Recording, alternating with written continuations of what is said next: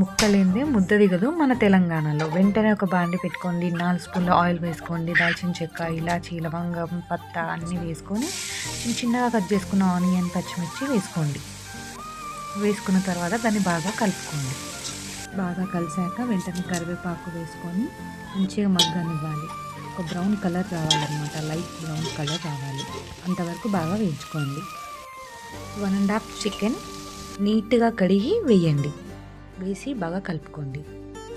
ఒక 2 మినిట్స్ వేగాక వంట పెద్ద మీద మరిగించండి. నాకైతే చికెన్ కర్రీ చిన్నప్పటి నుంచి చాలా చాలా చాలా ఇష్టం.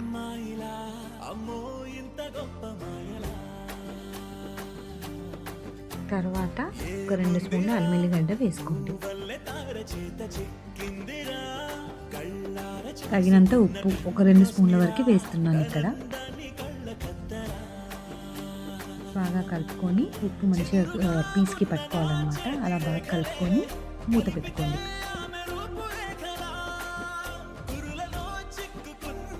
ఒక 5 మినిట్స్ అలా వేగనిచ్చాక ఫస్ట్ మూత తీసి కావాల్సినంత పసుపు ఒక 2 స్పూన్స్ వేసుకుంటున్నానండి ఇక్కడ నేను. తర్వాత మా తెలంగాణలో కంపల్సరీ కారం అనేది చాలా కావాలి. సో 5 to 6 స్పూన్స్ కంపల్సరీ వేసుకుంటాము. కారం అనేది ముక్కకి బాగా పట్టుకోవాలి. ధనియాల పొడి ఒక 2 స్పూన్లు చాలండి. 1 కప్ పెరుగు, చిన్నగా కట్ చేసుకున్న టమాటా ముక్కలు ఒక 5-6 వేసుకోవాలి. వేసుకొని వెంటనే పుదీనా వేసుకొని బాగా కలుపుకోండి. చికెన్ కర్రీ అంటే నచ్చని వాళ్ళు ఎవరు ఉండరు.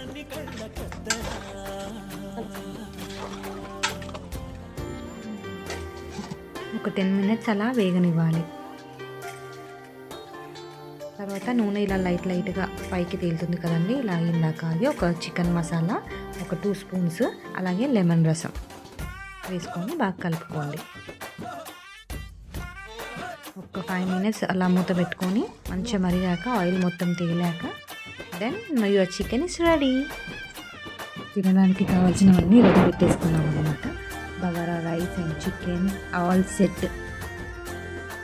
వేడి వేడి బగారా అన్నం, అలాగే ఎమ్మి చికెన్, మంచిగా నచ్చిన పీసులన్నీ వేసుకొని onion compulsory and lemon.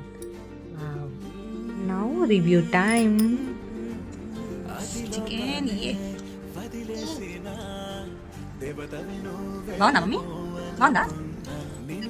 Lenin chicken తిన్నావు కదా, ఎలా ఉంది? పర్లేదా? పర్లేదంటే